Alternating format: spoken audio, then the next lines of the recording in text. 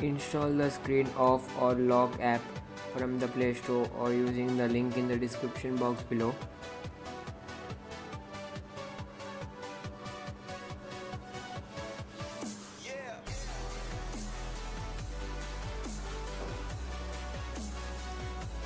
Open the app and tap OK.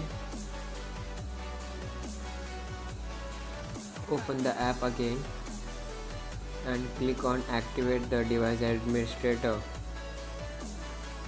Now open the Google app. Click on More.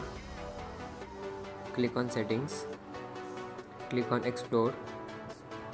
Hit the three dots and open Settings. Now swipe from right to left. Click on Routine. Click on the plus sign.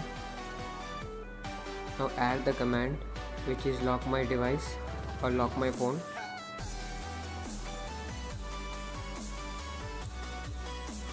And add action. Type open screen of app.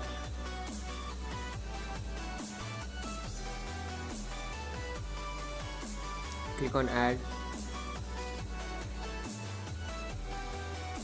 Save by clicking here, and your shortcut has been saved. Now let's test it out.